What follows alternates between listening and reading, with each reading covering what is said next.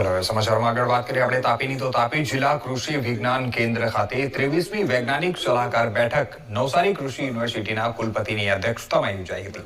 નવસારી કૃષિ યુનિવર્સિટીના વિવિધ સંશોધનો ખેડૂતો સુધી પહોંચે અને તેમજ જિલ્લાના દરેક ખેડૂતો આ સંશોધનનો વિષય અવગત થાય એ હેતુથી કૃષિ વિજ્ઞાન કેન્દ્ર કાર્યરત છે।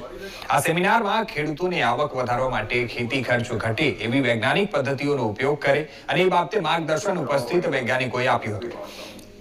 કાર્યક્રમના અધ્યક્ષ ડોક્ટર અહેલાવતે કૃષિલક્ષી ટેકનોલોજીઓના વધુ સારા પરિણામો માટે વન ટેકનોલોજી વન વિલેજ થકી ક્લસ્ટર બેઝ એપ્રોચ કન્સેપ્ટનો આ પ્રચાર પ્રસાર કરવા માટે ભાર મૂક્યો હતો।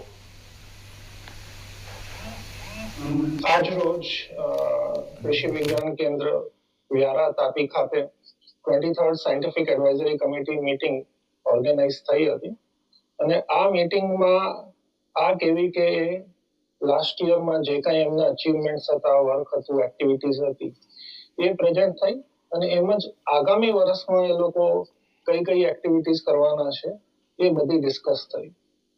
અને એમાં ખાસ તો ગંગામાં ન્યુટ્રિશનલ કિચન ગાર્ડન હતું, નેચરલ ફાર્મિંગના મોડલ્સ હતા, પ્લગ ટ્રે નર્સરી વિશે અને QR કોડ્સ વિશે। QR કોડ્સનો બહુ સારો ઉપયોગ અહીંયા થઈ રહ્યો છે અને QR કોડ યુઝ કરી જે કંઈક ડેમોન્સ્ટ્રેશન છે કે ટેકનોલોજી છે, ક્રોપ છે એના વિશેની પૂરેપૂરી માહિતી પાર્ટિસિપન્ટને મળી શકે છે। એ ઉપરાંત કેવીકેની જેટલી પણ મેન્ડેટેડ એક્ટિવિટીઝ છે એ બધી જ એક્ટિવિટીઝમાં અહીંયા ખૂબ સારું કામ થઈ રહ્યું છે। ખાસ કરીને વોકેશનલ કોર્सेसમાં